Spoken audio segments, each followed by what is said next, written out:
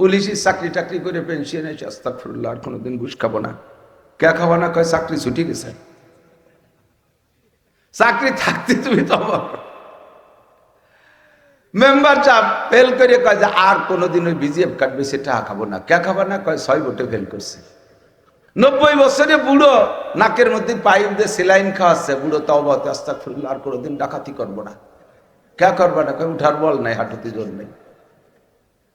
90 বছরে বুড়ো, আস্তাগফিরুল্লাহ, আর কোনোদিন জিনা করবো না। কে? কয় যে আর করার সময় নেই তো, ডায়াবেটিস 32। কোন পীরের কাছে মুরিদ হইয়া পাগড়ি তিনের খেতায় যেটা বাঁধে 43 বন্ধের জুব্বা একটা গায়ে, ঘাড়ের উপরে যায় নামাজ, বগলে দস্তারখান, হাতে কোড়া লাঠি, 500 দানা তসবি, চশমা কপালে লাগাইয়া ঘন ঘন টিবরি মারে। উনি মুহাদ্দিস, মুফতি হয়ে গেছে। ফতোয়া দেয় মৌলবী লাগে কোন সাগে। জীবন ভরে সুদ খাইছি, ঘুষ খাইছি, বিভিন্ন সেক্টরে চাকরি করছি, দুর্নীতি যতদূর বাহুতি কুল হয়েছে আল্লাহর ফজলে ছাড়ি নেই। করিডোরে যখন রিটায়ার্ড হয়ে গেছে সেই সময় তওবা করছে। পুলিশের চাকরি টাকরি করে পেনশন এসে আস্তাগফিরুল্লাহ, আর কোনোদিন ঘুষ খাবো না। কে খাবো না? কয় চাকরি ছুটি গেছে। চাকরি থাকতে তুমি তো মেম্বার চাপ ফেল করে কয় যে আর কোনোদিন ওই বিজিএফ কাটবে সেটা খাবো না। কে খাবো না? কয় 6 ভোটে ফেল করছে। তাহলে পাশ করলে তুমি তো অবৈত্যরা। 90 বছরে বুড়ো, নাকের মধ্যে পাইপ দিয়ে সেলাইন খাওয়াচ্ছে বুড়ো, তাও বাতে আস্তাগফিরুল্লাহ, আর কোনোদিন ডাকাতি করবো না। কে করবে না? কয় উঠার বল নাই, হাঁটুতে জোর নেই। 90 বছরে বুড়ো, আস্তাগফিরুল্লাহ, আর কোনোদিন জিনা করবো না। কে? কয় যে আর করার সময় নেই তো, ডায়াবেটিস 32। তাহলে শক্তি থাকতে তুমি তওবা করো নাই, তওবা করছো অসময় এসে। জীবন ভরে আকাম কুকাম করে তবলিগে 3 সিল্লা দিয়ে, সরমুনায় 1 গুল্লি দিয়ে, কোন পীরের কাছে মুরিদ হইয়া পাগড়ি তিনের খেতায় যেটা বাঁধে 43 বন্ধের জুব্বা একটা গায়ে, ঘাড়ের উপরে যায় নামাজ, বগলে দস্তারখান, হাতে কোড়া লাঠি, 500 দানা তসবি, চশমা কপালে লাগাইয়া ঘন ঘন টিবরি মারে। উনি মুহাদ্দিস, মুফতি হয়ে গেছে। ফতোয়া দেয় মৌলবী লাগে কোন সাগে। মৌলবী লাগে কোন সাগে? আলেমরা কি করে, হুজুররা কি করে? 4 তলা টিফিনকারি পাঠায় নিয়েছে, পাবলিকের বাড়ি পাঠায় দেয়, 4 তলা ভরে পাঠায় খাবার দেয়, জায়গায় বসে খাইয়ে খাইয়ে পেট ডলে। মৌলবীরা কি রে? মৌলবীরা কি করে? মৌলবীরা হলো প্রোডাক্টার, মৌলবীরা হলো টেকনিশিয়ান। মৌলবীরা কি করে? আমাদের এদিকে এখানে বেকারি আছে না, বেকারির ভিতরে বিস্কুট, কেক, পাউরুটি ইত্যাদি বানায় না, যারা বানায় তাদেরকে বলে টেকনিশিয়ান। যারা বানায় ভিতরে বসে দিনের বেলা কি ব্যানে করে, আবার তারাই বেশি বেড়ায়। কতক্ষণ বেচে কারা? ওই ভ্যানেলারা আলাদা আছে। এই ভ্যানেলারা কি ওই পাউরুটি কেক বানাতে পারে? ওরা পারে প্যাডেল মারিয়ে মারিয়ে ওগুলো বেশি বেড়াতে, কালেকশন করে ওরা, ঠিক না? তো 4 ঘন্টা টেকনিশিয়ানরা পাউরুটি কেক বানায় টানাইয়া থুইয়ে ওরা নাক ডেকে এসির রুমের মধ্যে যে ঘুমাচ্ছে, মোটা বেতন ওকে, মোটা বেতন ওকে। আর ওরা যা বানায় দিয়েছে তাই এই খরার মধ্যে দিয়ে, রোদের মধ্যে দিয়ে, ঝড় তুফানের মধ্যে দিয়ে বেঁচিয়ে বেঁচিয়া আরো টাকা কালেকশন করার সময় কত গ্যাঞ্জাম ফাসাদ করা লাগে। নাক বসকায় ফেলাই দিয়েছে, চাকা পাম ছাড়িয়ে দিয়েছে, খোড়াতি খোড়াতি বৃষ্টির মধ্যে দিয়ে ঠেলতে ঠেলতে আই নিয়ে টাকা করে ডাই নিয়ে দিয়েছে, ওকে দিয়েছে 10 ভাগের 1 ভাগ, আর মোটা বেতন ওকে। এইভাবে ওরা বেছে বেছে খাইয়ে মোটামুটি সংসার চালায় রাখতেছে। এখন কিছুদিন পর এর মধ্যে হিংসে ঢুকছে। হ্যাঁ, মাত্র 4 ঘন্টা কয়েন রুটি মুটি বানায়, শীতে শুয়ে তাই মোটা বেতন নেয়, আর আমরা দেশ ভরে ঘুরে বেড়াই। ও টেকনিশিয়ানকে লাগে কোন সাগে? টেকনিশিয়ানকে লাগে কোন সাগে? টাকা তো আমরা কামাই করি, বাড়ি বাড়ি দাঁড়ে দাঁড়ে দোকানে দোকানে যাবে, জল বৃষ্টি উপেক্ষা করে সবকিছু আমরা করে নিয়েছি। উন্ডা হয় যে 3-4 ঘন্টা একটু বিস্কুট বানায়, শীতে শুয়ে দেয়, আর মোটা বেতন নেয়। ওকে লাগে কোন সাগে? এইগুলো যদি বেশকি বাড়ে তাহলে কেমন লাগে কোন তো দিই? তা ঠিক আছে, তোকে যদি খারাপ লাগে তাই তুই রুটি বানায় খা, তোরা কেক বিস্কুট বানায় নে, তা তো পারবা না বানাতে। কতক্ষণ না কেন? তোরা তো তা পারবি রে, বানাবি তো এরা, বেসপি তোরা। যদি তোদের বেসপিও খারাপ লাগে, এদের পর অভিযোগ লাগে, যা ভ্যান খান তুই বাড়ি যা। যদি গেটি গুল্লি দিয়ে খেদায় দেয় তারপরে করি খাবি কি? গেটি গুল্লি তো যদি তাড়ায় দেয় যে তোর বেসপি খারাপ লাগে, টেকনিশিয়ানদের উপর অভিযোগ, মালিকের উপর অভিযোগ, উনি বৈষম্য করে, তাহলে যা বের হ, আমার এখানে মাল তৈরি হবে, যার দরকার সে নিয়ে যাবে রে। একটা মালও পড়ে থাকবে না, দোকানদাররা এসে সেখান থেকে নিয়ে যাবে। আগে নিত তো, এখন না ভ্যানে পৌঁছয় দেয়, ঠিক না? ও দোস্ত, উলামায়ে কিরামরা বসে কারখানার ভিতরে আপনাদের 4 তলা ভরে পাঠানে ভাত খাইয়া, এরা গাঁজা খায় না, এরা ভাতই খায়, ভাতের ফলাফলও দেখায় দেয়। বাংলাদেশের কোন সেক্টর বিশ্বের কাছে নাম্বার 1 হতে পারে নাই, কোন ডিপার্টমেন্টে 1 নাম্বার হতে পারে নাই। খেলোয়াড়কে পাঠায় দেয় বিশ্বকাপ আনতে, একটা 4 বাঙ্গা কাবু নিয়ে আসতে পারে না। আতল বাঙ্গা একটা বাঙ্গা 4 কাপ আনতে, বিশ্বকাপ তো দূরের কথা। আমি নিজে দেখছি।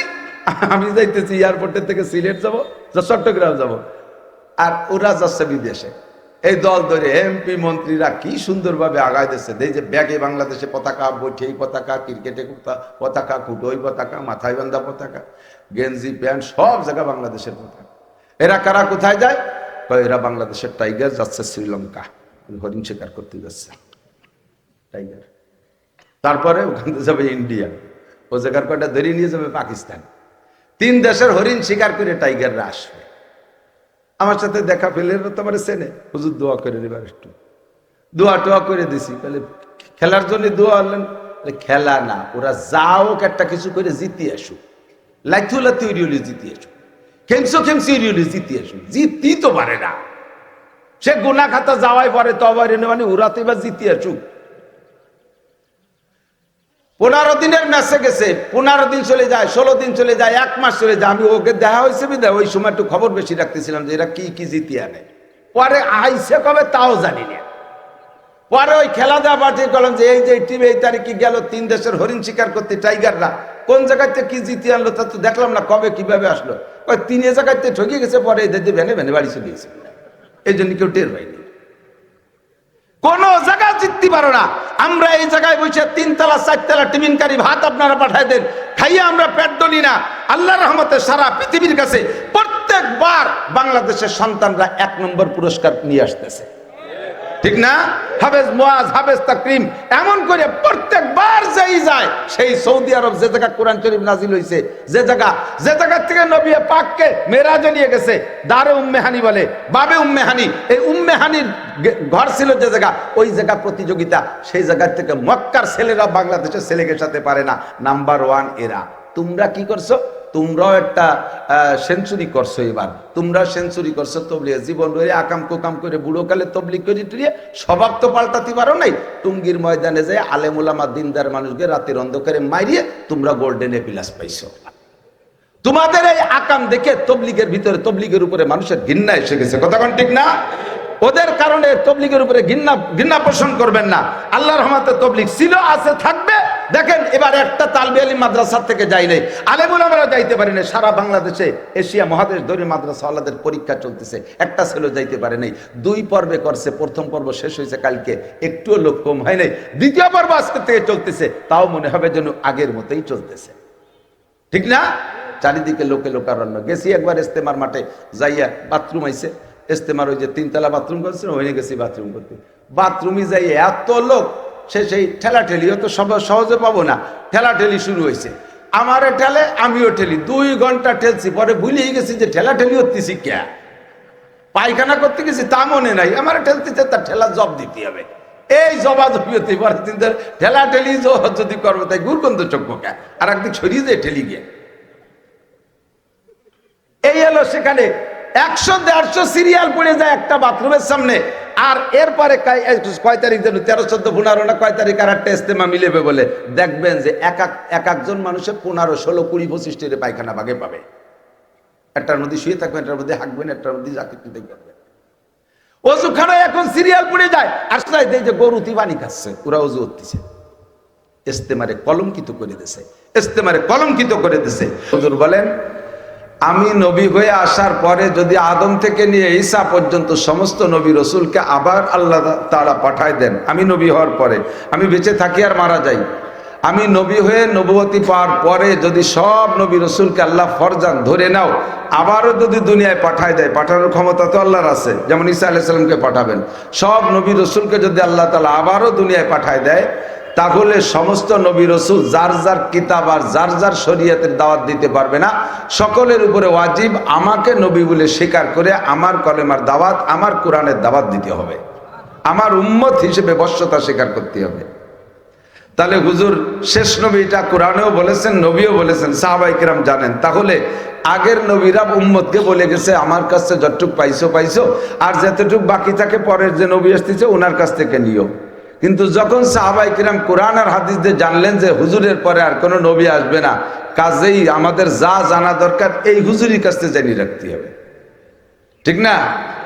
বক্তারা ধারাবাহিক এখন থেকে বয়ান শুরু করলাম, আমার কাছ থেকে যেটুক শুনছেন মনে অনেক দাবি যে আজকে এত শুনবো, তা আমি যতটুকু পারছি বললাম, বাকি আমার সময় শেষ, চলে যাওয়ার আগে বললাম পরবর্তীতে বক্তা আসতেছে, উনি বাকিটুক বলবে। আপনারা সেই অপেক্ষায় থাকলেন। এই করতে করতে করতে করতে শেষ বক্তা এসে গেল। এখন দেখেন যে মনের অনেক কথা বাকি রয়ে গেছে। সেই সময় মনের মধ্যে একটু খারাপ লাগে, এই কথাগুলো কিভাবে শুনবো। ছোট্ট এখন চিরকুট লে পাঠাই দিয়েছেন মোহতান সাহেবের কাছে, এইটুকু একটু হুজুরের যে বলান দি, এইগুলো তো একটু শোনা দরকার ছিল। তো শেষ বক্তার কাছে যাইয়ে সবকিছু ফাইনাল করে জেনে নিতে হয়। নবী হলেন শেষ বক্তা। হুজুরের কাছে সাহাবাই কেরাম মন খুলে জিজ্ঞেস করছেন। একদিন জিজ্ঞেস করতে করতে বলতেছেন, হুজুর আমরাও মোমেন, আখেরি জামানায় যারা আসবে তার মধ্যে অনেক মোমেন হবে, ইমানদার হবে। তো যে ইমান গ্রহণ করে তাকে বলে মোমেন। তা আমরাও মোমেন, আখেরি জামানা আপনি যখন থাকবেন না তখনও মোমেন আসবে। তো এই দুই মোমেনের ইমানের মধ্যে কি কোনো পার্থক্য আছে মর্যাদাগত দিক দিয়ে? কাদের ইমানের দাম আল্লাহর কাছে বেশি? আমরাও আমল করি আপনার সামনে থেকে, তারাও অনেক আমল করবে। তা আমাদের আমল আর তাদের আমলের মধ্যে কি কোনো পার্থক্য আল্লাহ ঘটাবেন নাকি? প্রতিদান দেওয়ার ব্যাপারে কোনো ব্যাসকম করবে? হুজুর বললেন, দারুণ একটা প্রশ্ন করেছ। তোমরা যারা আমার সামনে বসে আমাকে দেখে দেখে, আমার নুরানি চেহারা দেখে তোমরা পাগল হয়ে মোমেন হয়ে গেছো। আমি 3200 অলৌকিক ঘটনা দেখাইছি, এই দেখে দেখে তোমরা বিশ্বাস করছো আমি নবী। আমি আকাশে আঙ্গুল করছি যে হ্যাঁ ইনি সত্যই নবী হবে, এভাবে তোমরা ইমানদার। আর একটা সময় আমি থাকবো না, আর এই কিছুই দেখাইতে পারবো না। আমার উলামায়ে কেরামরা এই কিস্সাগুলো উম্মতকে শুনাবে, আর তারা বোকার মতো শুনবে আর বিশ্বাস করবে। কনা আমিন। বিশ্বাস করেন না আপনারা? এই বিশ্বাসের পর তারাও ইমানদার আর তোমরাও ইমানদার। তোমরা ইমান এনেছো নগদ দেখে দেখে, আর তারা ইমান আনবে এই সমস্ত কিস্সা শুনিয়ে। কাজেই তোমাদের ইমানের চেয়ে তাদের ইমানের দাম আল্লাহর কাছে 100 গুণ বেশি। তোমাদের ইমানের চাইতে আখেরি উম্মতের ইমানের দাম 100 গুণ বেশি। এবং আমলের পার্থক্য কেমন? হুজুর বলেন, তোমাদের আমলের চেয়ে তাদের আমলের পার্থক্য শুনে নাও। মান তামাসসাকা বিসুন্নতি ইনদা ফাসাদে উম্মতি ফালাহু আজরু মিয়াতি শাহীদ। তোমরা যারা আমার সাথে থেকে বদরে 14 জন শহীদ হয়েছ, তোমাদের মধ্যে 70 জন আমার সাথে ওহুদে যে শহীদ হয়েছে, এই শহীদের, এই ওহুদ বদরের শহীদ বাঙালি শহীদ না।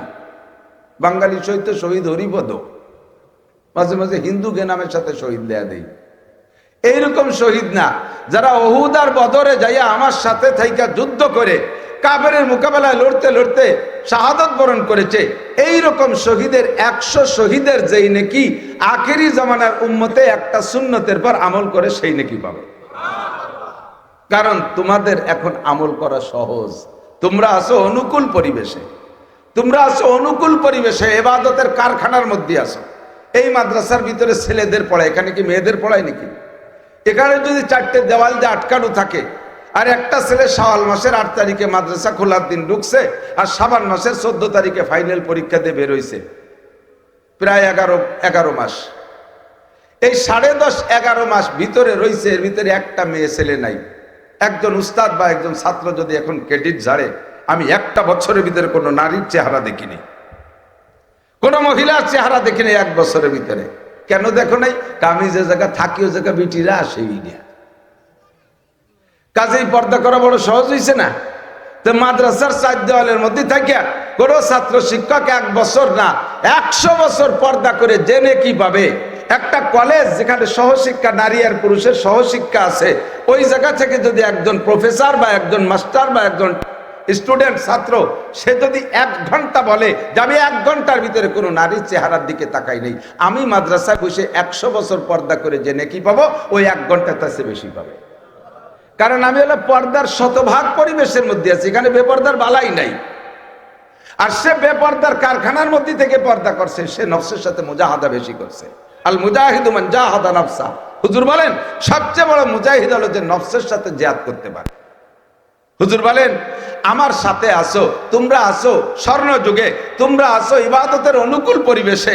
এখানে বসে ইবাদত করার চাইতে আখেরি জামানায় এখন আমার সামনে থেকে আমার সাথে থেকে গলা কাটায় দেয়া যত সহজ। খেয়াল করেন, হুজুর বলেন আমার সাথে থেকে গলা কাটায় দেয়া যত সহজ, যুদ্ধের ময়দানে যাইয়া আখেরি উম্মতের হাতের নখ কাটা অত সহজ হবে না। একদল আছেন এর শুয়োরের মতো নখ রাখে, স্টাইল পার্টি, ওরে 5000 টাকা দিলে ওর নখ কাটতে রাজি না। ওর নখ জুলাই জুলাই ওর বান্ধবীরে দেখাবে, আনন্দ দেবে। মহিলা তার বন্ধুরে নখ দেখায় দেখায় আনন্দ দেবে, তৃপ্তি দেবে। 5,000, 10,000, 20,000 টাকা তার কাছে কিছু না, তার নখের দাম বেশি। হুজুর বলেন আমার সাথে থাইকা গলা কাটায় দেওয়া যত সহজ, আখেরি উম্মতের জন্য নখ কাটা অত সহজ হবে না। কাজেই আমার সাথে থেকে তোমরা যারা ইবাদত করতেছো, তার চাইতে আমার আখেরি উম্মতের ইবাদতের প্রতিদান আল্লাহ হাজার হাজার গুণ বাড়াই দেবে। কন্যা সুবহানাল্লাহ, আল্লাহু আকবার। তো রাতের বেলা ওয়াজ শোনা এটা আমাদের অনুকূল পরিবেশ। খেয়াল করেন, রাতের বেলা ওয়াজ শোনা অনুকূল পরিবেশ। কাম নাই কাজ নাই, খাইয়ে দেয় এসে বসে থাকলাম, সাইডে বাদাম নিয়ে বসলাম, গম আসলি মাঝে মাঝে ফাক্কা মারলাম। এ ওয়াজের মাঠে দিনের বেলা বাদাম খাই কি?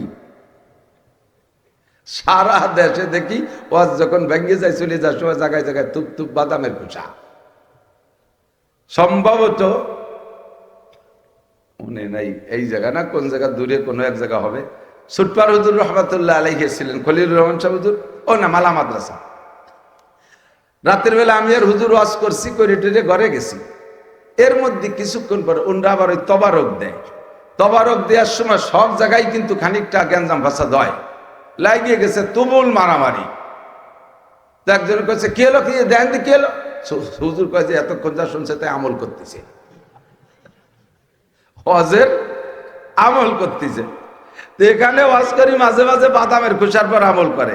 একসাথে দুই কাজ ভালো হয় না, খুব লক্ষ্য করে শুনতে হবে। খেয়াল করবেন না ইনশাআল্লাহ?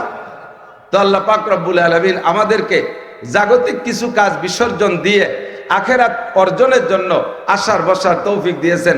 ছোট বড় সকলেরই কম বেশ কাজ থাকে দিনের বেলা, আর দিনের কাজ দিনের বেলা। দিন দুই ভাবে উচ্চারণ করি আমরা, মানে উচ্চারণ একইভাবে করি, লিখতে গেলে দুই রকম লিখি। দিন রাতের যে দিন, এটা দয়ের শিকারের ন দন্তন ন দিন। আর ধর্মদিন যে দিন, এটা দয় বাফালা দীর্ঘিয়ার ন দিন। কিন্তু আমরা বাংলায় উচ্চারণ এতটা পার্থক্য করে করি না। আরবিতেও ঠিক আছে, উর্দুতে বলে দিন, দালনুন যে দিন, এই দিন মানে হলো রাত দিন। আর ধর্মদিন যে দিন, এটা আরবিতে লেখার সময় লেখে দাল ইয়ে নুন দিন, দিন মানে ধর্ম। যেহেতু আমরা উচ্চারণে পার্থক্য করি না, এই জন্যই একই সাথে বলি যে দিনের কাজ দিনের বেলা, দিনের কাজ দিনের বেলা। বিসর্জন দিলে ইনশাআল্লাহ নেকি আমরা বেশি পাবো। আল্লাহ তাআলা আমাদের নসিব করে, বলেন আমিন। সময় আসর পর্যন্ত অল্প কিছু আমলের কথা বলার চেষ্টা করবো ইনশাআল্লাহ। আল্লাহ পাক রব্বুল আলামিন বলেন, কুল, হে নবী উম্মতকে বলে দাও। এই কুল শব্দ কোরআন শরীফের ভিতরে খুঁজলে পাবেন 332 বার। 332 বার কুল শব্দ আসছে। যে বিষয়গুলো ইম্পর্টেন্ট ওইগুলো বলার জন্য আল্লাহ নবীকে আদেশ করছে, কুল এইটা বলেন, কুল ওইটা বলেন, কুল এইটা বলেন, কুল ওইটা বলেন, কুল আউযু বিরাব্বিন নাস, কুল আউযু বিরাব্বিল ফালাক, কুল হুয়াল্লাহু আহাদ, কুল ইয়া আইয়ুহাল কাফিরুন, কুল লা ইনজতামাতিল ইনসু ওয়াল জিন, কুল লাউ কানাল বাহরু মিদাদাল লিকালিমাতি রাব্বি, কুল হাল ইয়াস্তাউইল লাযিনা ইয়ালামুনা ওয়াল লাযিনা লা ইয়ালামুন। এরকম করে 332টা কথা আল্লাহ তাআলা জরুরি মনে করে নবীকে অর্ডার করছে বলো। তার মধ্যে একটা কুল আল্লাহ পাক বলছেন, কুল নবী উম্মতকে বলে দাও, আতিউল্লাহ, তোমরা আল্লাহর হুকুমের অনুসরণ করো। খুব বুঝতে হবে, দিক তাকান। গতানুগতিক ভাবে কিছু কথা আমরা বলতে তাহলে থাকি, যে কথাগুলোর ভিতরে আমরা কখনো ঢুকি না। অনুসরণ আর অনুকরণ একটা কথা বলি না? অনুসরণ আর অনুকরণ, অনুসরণ আর অনুকরণের মধ্যে পার্থক্য আছে। অনুসরণ মানে মনে করা, স্মরণ মানে মনে করা। আমি চক্ষু বন্ধ করে অনুসরণ করি আমার আব্বাকে। কি আব্বা কি করতেন? আব্বা দাড়ি রাখতেন, আব্বা সপ্তাহে একবার মোষ পরিষ্কার করতেন, আব্বা মাসে একবার চুল পরিষ্কার করতেন, আব্বা সপ্তাহে একবার নখ কাটতেন। চক্ষু বন্ধ করে এগুলো দেখি। আমার আব্বা এই টাইমে ভাত খাইতেন, আমার আব্বা এই টাইমে গোসল করতেন, আমার আব্বা এই টাইমে মসজিদে যাইতেন, এমন করে আব্বা ওযু বানাইতেন। এগুলো মনে করা, এগুলো মনে করা, এর নাম হলো অনুসরণ। এ মনে করে বসে রলেন, করলেন না আপনি। আব্বা যা যা করতো এগুলো আপনি অনুসরণ করে মনে করে করে আপনি সেগুলো করলেন না, এর নাম হলো অনুসরণ। আর এই অনুসরণ মোতাবেক অনুকরণ, আব্বা যা করেছে তার কর্ম অনুযায়ী কর্ম করার নাম হলো অনুকরণ। এই কথাটা পার্থক্য করে বোঝার জন্য একটু অনুরোধ করতেছি। এর কথা বা কাজকে মনে করার নাম অনুসরণ, আর কথা বা কাজকে হুবহু করার নাম অনুকরণ। আল্লাহ পাকের কোনো কথার অনুকরণ করা যায় না, কারণ আল্লাহ পাক কিছু করে দেখায় নাই। আল্লাহ নামাজ পড়ে দেখায় নাই যে তার নামাজ অনুযায়ী নামাজ পড়বো, রোজা রেখে দেখায় নাই যে তার রোজার অনুকরণ করব। আল্লাহ হজ করে দেখায় নাই তার হজের অনুকরণ করব। আল্লাহ নিজে হাতে জাকাত দিয়ে দেখায় নাই যে তার জাকাতের অনুকরণ করব। আল্লাহ দাড়ি রেখে দেখায় নাই যে দাড়ির অনুকরণ করব। আল্লাহ জামা টুপি পাগড়ি পরে দেখায় নাই যে তার অনুকরণ করব। তবে আল্লাহ পাক এগুলোর হুকুম করেছেন অনেকগুলো কাজে, আল্লাহর হুকুমের হবে অনুসরণ। বলেন আল্লাহর হুকুমের হবে অনুসরণ, আর অনুকরণ করব বিশ্বনবী মুহাম্মদুর রাসূলুল্লাহ সাল্লাল্লাহু আলাইহি ওয়াসাল্লাম। হুজুর নামাজ পড়তে বলেছেন, নিজেও পড়েছেন, রোজা রাখতে বলেছেন, রেখে দেখাইছেন, হজ করতে বলেছেন, করে দেখাইছেন, দাড়ি রাখতে বলেছেন, রেখে দেখাইছেন, মেসক করতে বলেছেন, করে দেখাইছেন, পাগড়ি পরতে বলেছেন, পরে দেখাইছেন, জামা টুপি দস্তারখান ইত্যাদি সুন্নত হুজুর করতে বলেছেন, করেও দেখাইছেন। এজন্য আল্লাহ পাক বলেন কুল আতিউল্লাহ ওয়া আতিউর রাসূল, হে নবী আপনি আপনার উম্মতকে বলে দেন আল্লাহর সমস্ত হুকুমের অনুসরণ করো, ওয়া আতিউর রাসূল, আর ওই অনুসরণ অনুযায়ী করতে হলে ওয়া আতিউর রাসূল, রাসূলের কাজ ও কথার অনুকরণ করো। আর কি এবার আমরা জিজ্ঞেস করতে পারি, আমরা বলতে পারি, অভিযোগ করতে পারি, সব অভিযোগ আর প্রশ্নের জবাব আল্লাহ ১৫০০ বছর আগে কোরআনে কারিমে দিয়ে রাখছে। কিয়ামত পর্যন্ত যা ঘটবে সব আল্লাহ জানে কি জানে না? ঘটাবেন তো আল্লাহ, কাজেই সবই আল্লাহ অ্যাডভান্স জানেন, কখন কোথায় কি হবে সব জানে। নবী পাক যখন বয়ান করতেন মাঠটা থাকতো খোলা, খোলা মাঠ। এই খোলা মাঠে হুজুর বয়ান করতেন, পিছনে জায়গার অভাব থাকতো না, খোলা মাঠ, এরকম বান্দা প্যান্ডেল না। সাহাবায়ে কিরাম আসবে আর বসবে, আসবে আর বসবে, যত জায়গা লাগে সব পিছনে রয়েছে। কাজেই এই আয়াতটা ওই সময় অতটা দরকার হতো না খোলা ময়দানে বয়ান করার সময়। কিন্তু কিয়ামতের আগে উম্মতে মাহফিল করবে, প্যান্ডেল করে করে ছোট্ট ছোট্ট খিত্তা বানায় বয়ান করবে, ওর মধ্যে জায়গা সংকুলন হবে না, এটা আল্লাহ পাক জানে। জায়গা সংকুলন হবে না, তখন ওই জায়গার ভিতরে মানুষকে আটায় বসানোর জন্য মুখে বাংলায় হাজারো বললে কথা শুনতে চাইবে না। এজন্য প্যান্ডেলের জন্য আল্লাহ পাক একটা আয়াত কোরআনে কারিমের মধ্যে দিয়ে রাখছে। কোরআনে কারিমের মধ্যে আল্লাহ একটা আয়াত দিয়ে রাখছে যে মানুষকে, এদিক তাকান, বাংলায় যত সুন্দর করে বলুক, ইংরেজিতে যত সুন্দর করে বলুক, তাতে মানুষের ভিতরে ক্রিয়া করে না। কিন্তু কোরআন শরীফের আয়াত পড়ে যদি তর্জমা করে, মুসলমান দুর্বল হয়ে যায়। যখন তাদের উপরে কোরআনে কারীম তিলাওয়াত করা হয়, ঈমান বাইরা যায়, আর কোরআনের হুকুমগুলো মানার জন্য তাৎক্ষণিকভাবে প্রস্তুত হয়ে যায়। এই জন্য আল্লাহ ১৫০০ বছর আগে এই মাহফিলের জন্য একটা আয়াত নাজিল করে রাখছে, একদিন না একদিন কাজে লাগবে।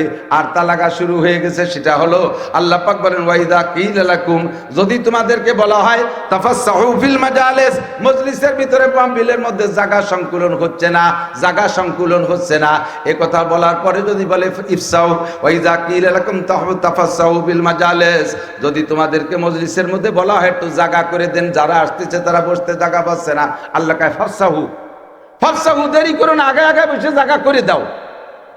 নবীর জামানায় মাঠের জায়গার অভাব ছিল না, তোমাকে এখানে মাঠের জায়গার অভাব। আল্লাহ ১৫০০ বছর আগে আয়াত নাজিল করে রাখছে আজকের মাহফিলের জন্য। এখন আপনি অভিযোগ করতে পারেন আল্লাহ আমি আগে আইসে দাঁড়িয়ে বুঝে একটা পরিষ্কার জায়গা বইছি, শীতকালে দিন খানিক সময় বসে গরম বানাই ফেলাইছি, এখানে যে তুমি টান দিয়ে সামনে আগায় নিচ্ছ, ঠান্ডা জায়গার ময়লা জায়গা বসবো, আমারে কি দিবা কও? যদি আমারে যা দিবা আমার পছন্দ হয় তাহলে আইগবো, নালি আইগবো না। আল্লাহ তাও জবাব দিয়ে রাখছে ওই আয়াতের মধ্যে, ইয়াফসাহিল্লাহু লাকুম, তোমারে আল্লাহ জান্নাতের মধ্যে জায়গা দেবে। তুমি শিরগিরাম মাদ্রাসার মাঠের জায়গা ছেড়ে দিয়ে আগায় বসবা, তুমি মনে করছে এর চেয়ে ভালো জায়গা, আমার ভালো জায়গা ছেড়ে খারাপ জায়গায় যাবো, তাহলে আল্লাহ কি দিবা? ইয়াফসাহিল্লাহু লাকুম, আল্লাহ তাআলা তোমাকে জান্নাতের মধ্যে জায়গা দেবে। কন্যা সুবহানাল্লাহ। তো এটা একটা উদাহরণ বলতে গিয়ে মাশাআল্লাহ একটু কাজেও লেগে গেছে, আগায় বসেন, লোক আসতেছে। আমি বলতে চাইছি এটা কিয়ামত পর্যন্ত যা লাগবে সব কোরআন শরীফে আছে না নাই? আরে বলেন না আছে না নাই? ব্যক্তি জীবনের সংবিধান কোরআনে আছে, আপনার ব্যক্তিগত জীবনটা কিভাবে চালাবেন কোরআনে আছে। বুঝে বুঝে জবাব দেবে, বাতাস দিও না, নড়াচড়া করি না, সময় কম কামাই বেশি। ব্যক্তি জীবনের সংবিধান কোরআনে আছে না নাই? যদি কোরআনে না থাকে তাহলে কোরআনকে বুঝানোর জন্য, ব্যক্তি জীবন বুঝানোর জন্য নবী পাক সাল্লাল্লাহু আলাইহি ওয়াসাল্লাম আমাদের জন্য হাদিস রেখেছেন। তাহলে আমরা বলবো ব্যক্তি জীবনের সংবিধান কোরআন হাদিসে আছে না নাই? পারিবারিক জীবনের সংবিধান যা লাগবে কোরআনে আছে না নাই? একটু আছে বললে আপনি সাক্ষী দেন, আপনি ইমানদার বলে সাব্যস্ত করেন। চুপ করে বসে থাকলে বোঝা যাবে যে আপনার মধ্যে সন্দেহ আছে, না আপনি বিশ্বাস করেন না যে কোরআন হাদিস ব্যক্তি জীবনের পূর্ণ জীবন চালানোর মতো সংবিধান দিতে পারে না।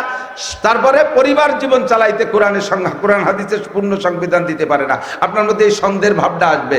ব্যক্তি জীবন, পরিবার জীবন পূর্ণ চালানোর জন্য কোরআন হাদিসের সংবিধান আছে না নাই? সামাজিক জীবন চালানোর সংবিধানও কোরআনে হাদিসে আছে। তারপরে অর্থনীতি পরিচালনা করবেন কিভাবে, আপনি ধনী হবেন, গণী হবেন, বিশাল শিল্পপতি, কোটিপতি হবেন, সবকিছুর সংবিধান কোরআন হাদিসে আছে। আছে না নাই? রাজনীতি কোরআনে আছে না নাই? আছে। এই জায়গা করতে গেলে অর্ধেক হয়ে গেলেন যে। যদি কোরআন হাদিসের রাজনীতি থাকে তাহলে কোরআন হাদিসের রাজনীতি মসজিদে বসে করবো, আপনি ঠেয়াবেন কেন? মসজিদে কোরআন হাদিসের আলোচনা, রাজনীতির আলোচনা উঠাইলে স্থানীয় এই কোরআন হাদিসের ইসলামী রাজনীতির বিরোধী যারা আছে, জেনারেল রাজনীতির, তারা কয় হুজুর মসজিদের মধ্যে রাজনীতি করবেন না। কেন করবো না? কেন? হ্যাঁ, মসজিদের মধ্যে রাজনীতি চলবে না, তোমার পচা রাজনীতি চলবে না, তোমার মানব রচিত রাজনীতি মসজিদে চলবে না। নবী পাকের সংসদ ভবন ছিল মসজিদে নববী, নবী পাকের হাইকোর্ট ছিল মসজিদে নববী, নবী পাকের বিশ্ববিদ্যালয় মসজিদে নববী, নবী পাকের কলেজ মসজিদে নববী, নবী পাকের হাই স্কুল মসজিদে নববী, নবী পাকের প্রাইমারি স্কুল মসজিদে নববী, নবী পাকের মাদ্রাসা মসজিদে নববী, নবী পাকের জেলখানা মসজিদে নববী। সাহাবী একজন যুদ্ধে যায়নি, তারে ধরিয়ে খুঁটির সাথে, মসজিদের খুঁটির সাথে বাঁধি দিত 40 দিন। মসজিদে নববীর খুঁটির সাথে 40 দিন বেঁধে রাখছে। 40 দিন পরে ওই লোকটার কান্নাকাটিতে তার তওবা কবুল করছে, আল্লাহ তাআলা তার তওবা কবুল করে আয়াতে একটা নাজিল করে দিয়েছে। তাহলে আমি এটা কেন করব না? তাহলে আমার রাজনীতি জীবনে যত সংবিধান লাগবে তাও কোরআন হাদিসে আছে না নাই? আমার আন্তর্জাতিক নীতিতে যা লাগবে তাও কোরআন হাদিসের মধ্যে আসছে। কাজেই কোরআন হাদিসকে সামনে রেখে চললে ব্যক্তি জীবন থেকে নিয়ে আন্তর্জাতিক জীবন পর্যন্ত কোনো জায়গা মাইর খাবেন না, সব জায়গায় লাভবান হবেন ইনশাআল্লাহ। ছোট্ট করে একটু বলি, প্রমাণ করি। আপনারা যারা এখন নিয়োজিত পাচ্ছেন, সবাই টেলিভিশন খুললে পাইতেছেন, ফেসবুক খুললে পাচ্ছেন, ইউটিউব খুললে পাইতেছেন, গুগলে সার্চ দিলে পেয়ে যাচ্ছেন, বিভিন্ন মিডিয়ায় আসতেছে। আফগানিস্তানের অবস্থা দেখেন, সারা পৃথিবীর ভিতরে সম্পূর্ণ কোরআন সুন্নাহ অনুযায়ী একটা দেশই মাত্র চলতেছে, সৌদি আরবও নাই, জায়গায় জায়গায় দুই একটা আছে সৌদি আরবে, বাকি পূর্ণ ইসলাম সেখানে বাস্তবায়ন হচ্ছে না। একমাত্র আফগানিস্তান শতভাগ ইসলামের উপরে চালাইতেছে মাত্র 2 থেকে 2.5 বছর। আর 2-2.5 বছরের ভিতরে আল্লাহ তাআলা তাদের জন্য লাফাতাহনা আলাইহিম বারাকাতুম মিনাস সামাই ওয়াল আরদ, আসমান জমিন থেকে রহমত আর বরকতের যে দরজা আল্লাহ খুলে দেবে ওয়াদা করেছে, আফগানিদেরকে তা দেখাই দিয়েছে। ইস্তেমার কয়দিন আগে আমার মাদ্রাসার মসজিদে আসছিল আফগানিস্তানের থেকে 8 জন সাথী, আফগানি সাথী 8 জন, সাথে বাঙালি 4 জন, 12 জনের এক জামাত আসছে। আমাদের এই পাশে অনেক জায়গা ঘুরছে। তারা বলল যে আমরা সচক্ষে দেখেছি 40 বছরের ভিতরে 20 বছর রাশিয়ার বোমা মারছে, আর 20 বছর ন্যাটো বাহিনী আমেরিকাওয়ালা বোমা মারছে। 40 বছরের বোমায় আফগানের বাতাসের ভিতরে বারুদের গন্ধ, আফগানের রোদের মধ্যে বারুদের গন্ধ, আফগানের পানির মধ্যে বারুদের গন্ধ, মাটি পুড়িয়ে তামা তামা হয়ে গেছে। উৎপাদন একেবারে শেষের পথে। ডালিম গাছ রয়েছে, কিন্তু ডালিম 1 কেজি ডালিম হইতে 5টা ডালিম লাগে। এই গয়ার মতো, পেয়ারার মতো ছোট ছোট সাইজ হয়ে গেছে। যখনই আল্লাহ তাআলা আমাদের হাতে শাসন ব্যবস্থা দিয়েছে, সেই ল্যাংটা বাহিনী পালাইছে। আল্লাহর রহমত চোখের সামনে দেখি, গাছ পাল্টানো লাগে নাই, গাছের গোড়ার মাটি পাল্টানো লাগে নাই, সেই গাছ সেই জায়গায় আছে। 1 বছরের মাথায় যাইয়া এখন 1 ডালিমের ওজন 1 কেজি। 1 ডালিমের ওজন। বেনামাজি একটাও বাইরে থাকতে পারবি না, আজান হওয়ার সাথে সাথে পুরুষ সব মসজিদে, মহিলা একটা বেপরদায় যেতে পারবে না। কলেজ স্কুল কলেজ সব পড়া আছে, মহিলাদের আলাদা, পুরুষরা আলাদা। মহিলা কোথায় পড়ে পুরুষরা জানবে না, পুরুষ কোথায় পড়ে মহিলারা জানবে না। গার্মেন্টসরাই টানা, গার্মেন্টসের ভিতরে নারী গার্মেন্টস আলাদা, পুরুষ গার্মেন্টস আলাদা। মাদ্রাসা শিক্ষা সব জায়গা ভাগ করে দিয়েছে। জেনার বিচার কোরআন সুন্নাহ অনুযায়ী, চোরের বিচার কোরআন সুন্নাহ অনুযায়ী, ঘুষখোরের বিচার কোরআন সুন্নাহ অনুযায়ী, সুদখোরের বিচার কোরআন সুন্নাহ অনুযায়ী। সমস্ত জায়গা কোরআনকে বাস্তবায়ন করেছে, হাদিসকে। আল্লাহ তাআলা যা ওয়াদা করেছেন তোমাদের জন্য আসমান জমিন থেকে রহমত আর বরকতে সব দরজা খুলে দেব, আল্লাহ তাআলা দিয়ে দিয়েছেন। কিয়ামত পর্যন্ত যা হবে হইছে সব আল্লাহ তাআলা কোরআন হাদিসের মধ্যে দিয়েছে। একদিন আপনার আছে তো আলহামদুলিল্লাহ, বিশ্বাস আছে তো? এবার নবী পাক সাল্লাল্লাহু আলাইহি ওয়াসাল্লামকে আল্লাহ পাক বলে দিয়েছে যে উম্মতে জানতে চাইবে আল্লাহর হুকুমের অনুসরণ আর নবী পাকের হুকুম আর কাজও হুকুমের অনুকরণ। তো যারা সাহাবায়ে কিরাম সামনে আছে তারা না রাসূলকে দেখে দেখে অনুকরণ করতেছে, কিন্তু কিয়ামত পর্যন্ত তার নবী থাকবে না।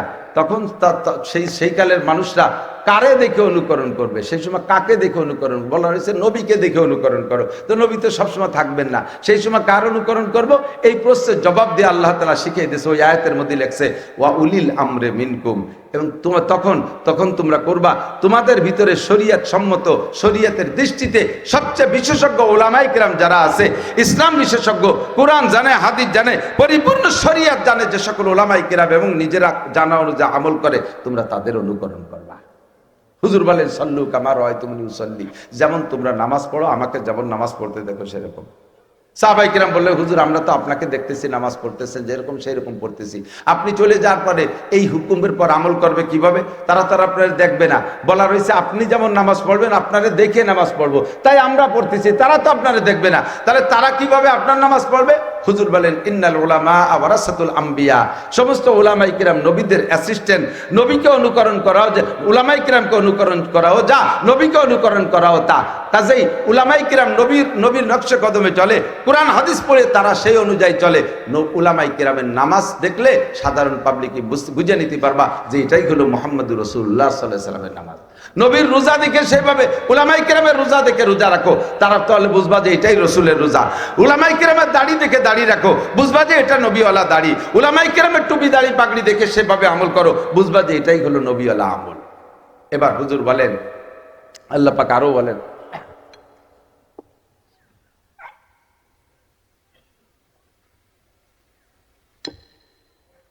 কুল, নবী আরেকটা কথা বলে দাও উম্মতকে। তাহলে আমরা শুরু থেকে ওই কথার ফিনিশিং দিয়ে আসি। আমরা অনুসরণ করব কার? অনুকরণ করব কার? মুহাম্মদুর রাসূলুল্লাহ, মুহাম্মদুর রাসূলুল্লাহ সাল্লাল্লাহু আলাইহি ওয়াসাল্লাম। ঠিক আছে তো? নবীকে এখন দেখতেছি না, এখন অনুকরণ করব কার? আহলে হক উলামায়ে কিরামের। বলেন কার? আহলে হক উলামায়ে কিরামের। জীবন ভরে সুদ খাইছি, ঘুষ খাইছি, বিভিন্ন সেক্টরে চাকরি করছি, দুর্নীতি যতদূর বাহুতি কুল হয়েছে আল্লাহর ফজলে ছাড়ি নেই। করিডোরে যখন রিটায়ার্ড হয়ে গেছে সেই সময় তওবা করছে। পুলিশের চাকরি টাকরি করে পেনশন এসে আস্তাগফিরুল্লাহ, আর কোনোদিন ঘুষ খাবো না। কে খাবো না? কয় চাকরি ছুটি গেছে। চাকরি থাকতে তুমি তওবা করো। মেম্বার সাহেব ফেল করে কয় যে আর কোনোদিন ওই বিজিএফ কাটবে সেটা খাবো না। কে খাবো না? কয় 6 ভোটে ফেল করছে। তাহলে পাশ করলে তুমি তওবা হইতে না। 90 বছরে বুড়ো নাকের মধ্যে পাইপ দিয়ে সেলাইন খাওয়াচ্ছে, বুড়ো তওবা হতে আস্তাগফিরুল্লাহ, আর কোনোদিন ডাকাতি করবো না। কে করবে না? কয় উঠার বল নাই, হাঁটুতে জোর নেই। 90 বছরে বুড়ো আস্তাগফিরুল্লাহ, আর কোনোদিন জিনা করবো না। কে? কয় যে আর করার সময় নেই তো, ডায়াবেটিস 32। তাহলে শক্তি থাকতে তুমি তওবা করো নাই, তওবা করছো অসময় এসে। জীবন ভরে আকাম কুকাম করে তবলিগে 3 চিল্লা দিয়ে, সরমুনায় 1 গুল্লি দিয়ে, কোন পীরের কাছে মুড়ি দইয়ে, পাগড়ি 3 খেতায় দিয়ে একটা বাইন্দে, 43 বন্ধের জুব্বা একটা গায়ে, ঘাড়ের উপরে যায় নামাজ, বগরে দস্তারখান, হাতে কোড়া লাঠি, 500 দানা তসবি, চশমা কপালে লাগাইয়া গনো গনো টিবরি মারে। উনি মুহাদ্দিস, মুফতি হয়ে গেছে। ফতোয়া দেয় মৌলবী লাগে কোন সাগে, মৌলবী লাগে কোন সাগে। আলেমরা কি করে, হুজুররা কি করে? 4 তলা টিফিনকারি পাঠায় নিয়েছে, পাবলিকের বাড়ি পাঠায় দেয়, 4 তলা ভরে পাঠায় খাবার দেয়, জায়গায় বসে খাইয়ে খাইয়ে পেট ডলে। মৌলবীরা কি রে? মৌলবীরা কি করে? মৌলবীরা হলো প্রোডাক্টার, মৌলবীরা হলো টেকনিশিয়ান। মৌলবীরা কি করে? আমাদের এদিকে এখানে বেকারি আছে না, বেকারির ভিতরে বিস্কুট, কেক, পাউরুটি ইত্যাদি বানায় না, যারা বানায় তাদেরকে বলে টেকনিশিয়ান। যারা বানায় ভিতরে বসে দিনের বেলা কি ব্যানে করে আবার তারাই বেশি বেড়ায়। কতক্ষণ বেচে কারা? ওই ভ্যানালারা আলাদা আছে। এই ভ্যানালারা কি ওই পাউরুটি কেক বানাতে পারে? ওরা পারে প্যাডেল মারিয়ে মারিয়ে ওগুলো বেশি বেড়াতে, কালেকশন করে ওরা, ঠিক না? তো 4 ঘন্টা টেকনিশিয়ানরা পাউরুটি কেক বানায় টানাইয়া থুইয়ে ওরা নাক ডেকে এসির রুমের মধ্যে যে ঘুমোচ্ছে। মোটা বেতন ওকে, মোটা বেতন ওকে। আর ওরা যা বানায় দিয়েছে তাই এই খরার নদীতে, নদীর মধ্যে ঝড় তুফানের মধ্যে বেঁচিয়ে বেঁচিয়া আরো টাকা কালেকশন করার সময় কত গ্যাঞ্জাম ফাসাদ করা লাগে। নাক বসকায় ফেলা দিয়েছে, চাকার পাম ছাড়িয়ে দিয়েছে, ঘোড়াতি বৃষ্টির মধ্যে দিয়ে ঠেলতে আই নিয়ে টাকা কয়টা নিয়ে দিয়েছে। ওকে দিয়েছে 10 ভাগের 1 ভাগ আর মোটা বেতন ওকে। এইভাবে ওরা বেছে খাইয়ে মোটামুটি সংসার চালায় রাখতেছে। এখন কিছুদিন পরে এর মধ্যে হিংসে ঢুকছে। মাত্র 4 ঘন্টা কখন রুটি মুটি বানায়, শীতে শুয়ে তাই মোটা বেতন নেয়, আর আমরা দেশ ভরে ঘুরে বেড়াই। ও টেকনিশিয়ানকে লাগে কোন সাগে, টেকনিশিয়ানকে লাগে কোন সাগে। টাকা তো আমরা কামাই করি, বাড়ি দাঁড়ে দোকানে যাবে, জল বৃষ্টি উপেক্ষা করে সবকিছু আমরা করে নিয়েছি। উন্ডা হয় যে 3-4 ঘন্টা একটু বিস্কুট বানায়, শীতে শুয়ে দেয় আর মোটা বেতন নেয়। ওকে লাগে কোন সাগে। এইগুলো যদি বেশকি বাড়ে তাহলে কেমন লাগে কোন তো দিই। তা ঠিক আছে, তোকে যদি খারাপ লাগে তাই তুই রুটি বানায় খা, তোরা কেক বিস্কুট বানায় নে, তা তো পারবা না বানাতে। কথা কন না কেন? তোরা তো তা পারবি রে, বানাবি তো এরা, বেসপি তোরা। যদি তোদের বেসপিও খারাপ লাগে, এদের পর অভিযোগ লাগে, যা ব্যান খান তুই বাড়ি যা। যদি গেটি গুল্লিতে খেদায় দেয় তারপরে করি খাবি নাকি? গেটি গুল্লিতে যদি তাড়ায় দেয় যে তোর বেসপি খারাপ লাগে, টেকনিশিয়ানদের পর অভিযোগ, মালিকের উপরে অভিযোগ, উনি বৈষম্য করে, তাহলে যা বের হ, আমার এখানে মাল তৈরি হবে, যার দরকার সে নিয়ে যাবে রে। একটা মালও পড়ে থাকবে না, দোকানদাররা এসে সেখান থেকে নিয়ে যাবে। আগে নিত তো, এখন না ব্যানে পৌঁছয় দেয়, ঠিক না? ও দোস্ত, উলামায়ে কিরামরা বসে এই কারখানার ভিতরে আপনাদের 4 তলা ভরে পাঠানে ভাত খাইয়া, এরা গাঁজা খায় না, এরা ভাতই খায়, ভাতের ফলাফলও দেখায় দেয়। বাংলাদেশের কোন সেক্টর বিশ্বের কাছে নাম্বার 1 হতে পারে নাই, কোন ডিপার্টমেন্টে 1 নাম্বার হতে পারে নাই। খেলোয়াড়কে পাঠায় দেয় বিশ্বকাপ আনতে, একটা 4 বাঙ্গা কাপ নিয়ে আসতে পারে না। আতল ভাঙ্গা একটা ভাঙ্গা 4 কাপ আনতে, বিশ্বকাপ তো দূরের কথা। আমি নিজে দেখছি, আমি যাইতেছি এয়ারপোর্টের থেকে সিলেট যাব, চট্টগ্রাম যাব, আর ওরা যাচ্ছে বিদেশে। এই দল ধরে এমপি মন্ত্রীরা কি সুন্দরভাবে আগায় দিচ্ছে। এই যে ব্যাগে বাংলাদেশে পতাকা, বৈঠেই পতাকা, ক্রিকেটে পতাকা, কুটোই পতাকা, মাথায় বান্ধা পতাকা, গেঞ্জি প্যান্ট সব জায়গা বাংলাদেশের পতাকা। এরা কারা কোথায় যায়? এরা বাংলাদেশের টাইগার যাচ্ছে শ্রীলঙ্কা, হরিণ শিকার করতে যাচ্ছে টাইগার। তারপরে ওখান থেকে যাবে ইন্ডিয়া, ও জায়গার কয়টা ধরে নিয়ে যাবে পাকিস্তান। 3 দেশের হরিণ শিকার করে টাইগাররা আসবে। আমার সাথে দেখা পেলে তোমার চেনে, হুজুর দোয়া করে নেবার, একটু দোয়া টোয়া করে দিছি। তাহলে খেলার জন্য দোয়া আনলেন? খেলা না, ওরা যাও একটা কিছু করে জিতে আসুক, লাইথুলাতি উড়িয়ে জিতে আসুক, খেমসি উড়িয়ে জিতে আসুক। জিততেই তো পারে না, সে গুনা খাতা যাওয়াই পারে তবাই মানে ওরাতে বা জিতে আসুক। 15 দিনের ম্যাচে গেছে, 15 দিন চলে যায়, 16 দিন চলে যায়, 1 মাস চলে যায়। আমি ওকে দেখা হয়েছে বিদায় ওই সময় একটু খবর বেশি রাখতেছিলাম যে এরা কি জিতিয়ে আনে। পরে আইসে কবে তাও জানি না। পরে ওই খেলা দেওয়া পাঠিয়ে গেলাম যে এই যে টিম এই তারিখে গেল 3 দেশের হরিণ শিকার করতে টাইগাররা, কোন জায়গাতে কি জিতিয়ে আনলো তা তো দেখলাম না, কবে কিভাবে আসলো। ওই 3 জায়গাতে ঠকিয়ে গেছে, পরে এদের ভেনে বাড়ি চলে গেছে। এই জন্য কেউ টের পাইনি। কোন জায়গা জিততে পারো না। আমরা এই জায়গায় বসে 3 তলা 4 তলা টিফিনকারী ভাত আপনারা পাঠায় দেন, খাইয়ে আমরা পেট ডলি না। আল্লাহর রহমতে সারা পৃথিবীর কাছে প্রত্যেকবার বাংলাদেশের সন্তানরা 1 নম্বর পুরস্কার নিয়ে আসতেছে, ঠিক না? হাফেজ মুয়াজ, হাফেজ তাকরিম, এমন করে প্রত্যেকবার যেই যায়, সেই সৌদি আরব যে জায়গা কোরআন শরীফ নাজিল হয়েছে, যে জায়গা থেকে নবী পাককে মেরাজে নিয়ে গেছে, দারে উম্মে হানি বলে, বাবে উম্মে হানি, এই উম্মে হানির ঘর ছিল যে জায়গা, ওই জায়গা প্রতিযোগিতা, সেই জায়গা থেকে মক্কার ছেলেরা বাংলাদেশের ছেলেকে সাথে পারে না, নাম্বার 1 এরা। তোমরা কি করছো? তোমরাও একটা সেঞ্চুরি করছো, এবার তোমরা সেঞ্চুরি করছো তবলিগে। জীবন রয়ে আকাম কোকাম করে বুড়োকালে তবলিগ করে টুরিয়ে স্বভাব তো পাল্টাতে পারো নাই। টুঙ্গির ময়দানে যায় আলেম ওলামা দিনদার মানুষকে রাতের অন্ধকারে মারিয়ে তোমরা গোল্ডেন এপিলাস পাইছো। তোমাদের এই আকাম দেখে তবলিগের ভিতরে, তবলিগের উপরে মানুষের ঘৃণা এসে গেছে। কথা কোন ঠিক না? ওদের কারণে তবলিগের উপরে ঘৃণা পোষণ করবেন না। আল্লাহর রহমতে তবলিগ ছিল, আছে, থাকবে। দেখেন এবার একটা তালবে আলিম মাদ্রাসা থেকে যাই নাই, আলেম ওলামারা যাইতে পারে নাই। সারা বাংলাদেশে এশিয়া মহাদেশ ধরে মাদ্রাসাওয়ালাদের পরীক্ষা চলতেছে, একটা ছেলে যাইতে পারে নাই। 2 পর্বে করছে, প্রথম পর্ব শেষ হয়েছে কালকে, একটুও লোক কম হয় নাই। দ্বিতীয় পর্ব আজকে থেকে চলতেছে, তাও মনে হবে যেন আগের মতোই চলতেছে, ঠিক না?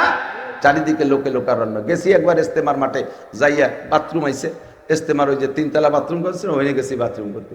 বাথরুমে যাই এত লোক, সেই ঠেলাঠেলিও তো সহজে পাবো না, ঠেলাঠেলি শুরু হয়েছে। আমারে ঠেলে, আমিও ঠেলি, 2 ঘন্টা ঠেলছি। পরে ভুলেই গেছি যে ঠেলাঠেলি হতেছি কে, পায়খানা করতে গেছি তা মনে নাই, আমার ঠেলতে তার ঠেলা জব দিতে হবে। এই জবা জবিতে ঠেলা ঠেলি যদি করবো তাই গুরগন্ধ চোখ আর একদিক সরিয়ে যায় ঠেলি গিয়ে। এই এলো সেখানে 100-150 সিরিয়াল পড়ে যায় একটা বাথরুমের সামনে। আর এরপরে কয় তারিখ যেন 13-14-15 না কয় তারিখ আর একটা ইস্তেমা মিলেবে বলে দেখবেন যে একজন মানুষের 15-16-20-25 পায়খানা ভাগে পাবে। একটার মধ্যে শুয়ে থাকবেন, একটার মধ্যে হাঁকবেন, একটার মধ্যে জাকির করবেন। অজুখানে এখন সিরিয়াল পড়ে যায়। আর যে গরু তিবানি খাচ্ছে, ওরা অজু হচ্ছে। ইস্তেমারে কলঙ্কিত করে দিছে, ইস্তেমারে কলঙ্কিত করে দিছে।